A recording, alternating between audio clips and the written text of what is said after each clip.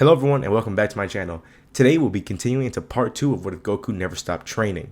I'm sorry for taking so long making the next part, but thank y'all so much for the support in the first episode. Wasn't really expecting it, but thank y'all. I really appreciate all the comments and the likes, all the inputs y'all have, so thank you. But if you haven't seen part 1, there is a title card right now where you can go check it out and see what happened last part. But today we'll be going into the Namek saga and see how the Z Fighters and the Saiyan warriors will plan on taking on Frieza. Let's dive right into part 2 of What If Goku Never Stopped Training. After defeating Vegeta, Goku and all the other fighters decided to begin their training to defeat Frieza. The humans stayed training under Piccolo, and the Saiyans were all trained together to try to achieve the Super Saiyan transformation. They are all in the time chamber, but they don't stay there long as there's not enough food for them all. Vegeta asks if there's anything they could use to increase the gravity to make the training more effective. Goku gets an idea and asks Bulma to create a machine to increase gravity training, and a capsule with a lot of food and water for 5 Saiyans. Once that was made, all of the Saiyans enter the time chamber again with the new gear and they begin their harsh training. Goku and Vegeta train together while the other Saiyans train Gohan. They do push him around thinking he isn't too strong until they push him too far to where Gohan reveals his first rage boost that surpassed both Raditz and Nappa, and Vegeta takes interest in this hybrid Saiyan. They all begin training together, pushing each other to a new heights, and Gohan experiencing his major rage boost, and everyone begins to think that Gohan could possibly be the legendary Super Saiyan. So they all try to push Gohan to his limits, saying anything to get him angry. They manage to push him a little bit too far as for a second Gohan flashes yellow, but quickly passes out as he wasn't ready to wield that much power. Seeing this, everyone gets excited, but Vegeta is somewhat upset, as he thought it should be him being the Super Saiyan legend, and he starts to overdo it with the training, and begins to train away from the others.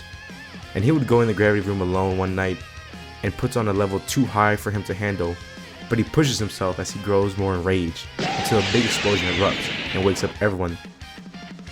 They all rush over to see the dust clear and see Vegeta in a golden aura as he became the Super Saiyan. Vegeta stands there in amazement as Vegeta gives a cocky smirk. At this point, they have been training for 6 months.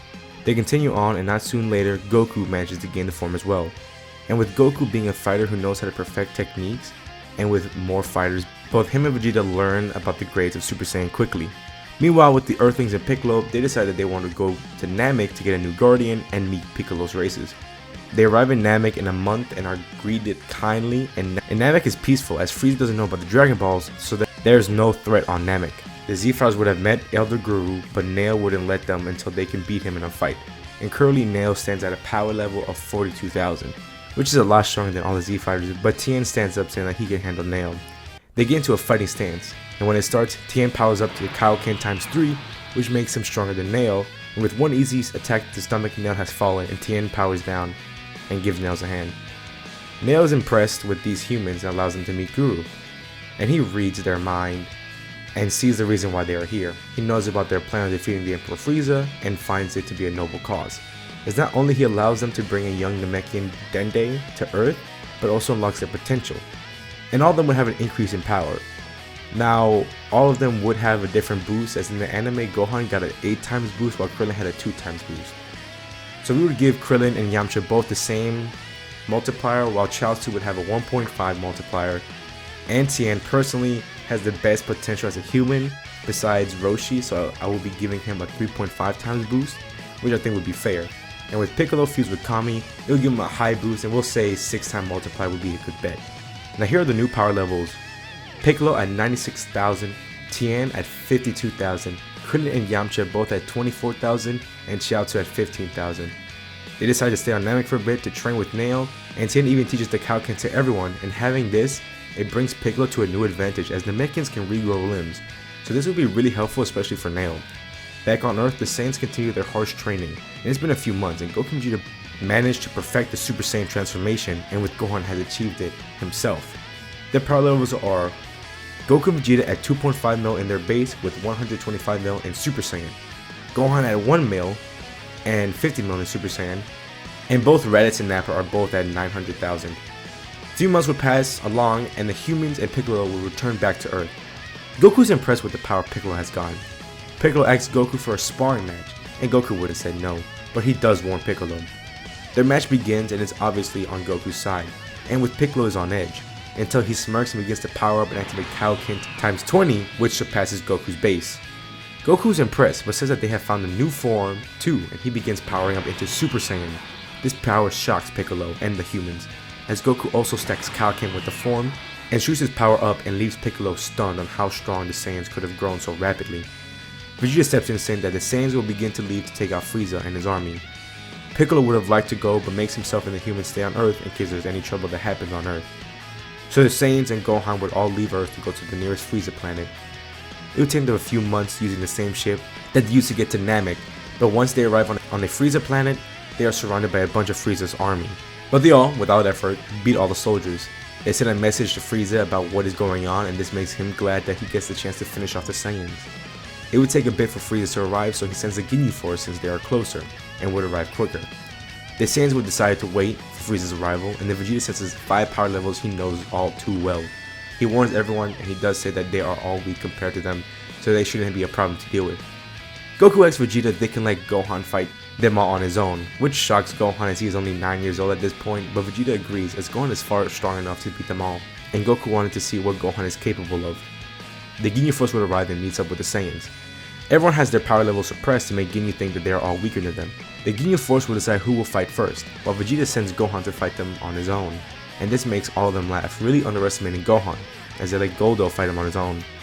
Their fight would begin, and once it started, Goldo lost track of Gohan instantly, as Gohan powers up rapidly and gets behind Goldo, kicking him and sending him flying, as he shoots a Kamehameha wave and completely erases Goldo. This shocks all the members as they couldn't believe that this kid could be that strong. Gohan then transforms into a Super Saiyan state, and destroys all the Scouters as he goes to continue attacking the Guinea Force. He took Raccoon and Birdo out in a single blow.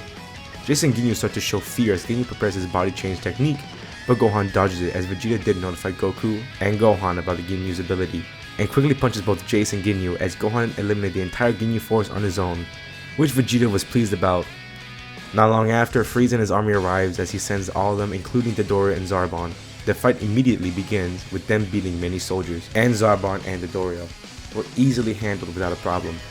Frieza hears about how the Saiyans are all defeating them with ease, and he grows upset as he heads down there himself. As soon as he does, Raditz and Nappa and Gohan show a little bit of fear. But Goku and Vegeta are excited to fight Frieza. Vegeta wants to fight Frieza on his own, and Goku allows it even though he does want to fight. But since Vegeta wants to be doing this, he allows him to fight him on his own. The fight would start, and Vegeta would power enough to be slightly stronger than Frieza and break his Scouter. When Frieza charges at him, they are in an even playing field. This shocks Frieza as Vegeta was just tossing him around with ease.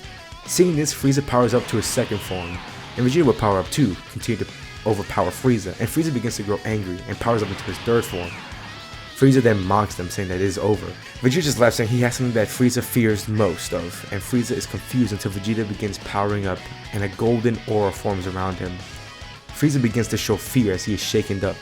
Vegeta begins to attack Frieza at full force, slamming him into the ground. Vegeta takes his time to beat Frieza as he wanted to torture him for as long as possible. Frieza would then pull a Cell, saying Vegeta that he should let him power up to his full power, and Vegeta being as cocky as he is, he allows Frieza to do so, which Raditz and Nappa doesn't like, but they can't stop him, and not so long Frieza manages to get into his full power. Vegeta laughs even more as even at Frieza's full power, he is still weaker than Vegeta's full power, but Vegeta holds back to enjoy the fight. Frieza is in utter shock that Vegeta grew so strong and even surpassed him, and he begins to lose control, shooting multiple ki blasts at Vegeta, but none of them land, and Vegeta begins to get bored of Frieza and prepares attack to end Frieza. He sees this and begins to charge up a death ball, and reveals to everyone the truth about Planet's Vegeta destruction and how he would use the same attack to finish off the rest of the Saiyans. Hearing the truth about the destruction, this makes Vegeta even angrier as he shoots a strong final flash attack at Frieza as he throws his death ball, but in a flash, the final flash attack engulfs Frieza's attack and completely erases Frieza without a trace. He powers down and glad that Frieza is now gone. He does let the others know about Frieza's father and how they would need to end him as well to completely end all of their rule in the galaxy, and to truly get the full revenge that Vegeta now wants. But Goku says that if they face King Cold, he would want to be the one to fight him off, which Vegeta thinks about as they continue to their journey around the galaxy, finding any planets controlled by Frieza in order to find King Cold. Back on Earth, a few more months later, the Z-Fighters continue their training on the lookout until Piccolo feels a disturbance in the city, and then feels a powerful explosion that destroys an entire city. He notifies the others and tells them that they must go see what is going on, as he feels something terrible happening on Earth. and they are the only ones that could defend the planet as of right now. Weirdly, none of them can sense any high power levels, but feel uneasy about this. And this is where we leave it off for now. Tell me how you think about this part, and how the Saiyans managed to defeat Frieza pretty easily, and the possible threat of what's going on Earth without the Saiyans being there to deal with it. Now it should be the humans and Piccolo. I don't know, I'd like to give the Z Fighters, the original Z Fighters, before the Saiyans arrive, to like get their shine, and I like the humans and Piccolo. They're pretty cool. I kind of wish they did more, and the future of Dragon Ball Z and Super, but oh well. In this what if, at least I have the power to do that. What do y'all think about the difference factors, and what do y'all think about this could have changed differently? If you enjoyed, leave a like and subscribe. Hit the notification bell to be alerted whenever I post another part. Thank y'all so much for watching, and I will see y'all in the next part. See ya.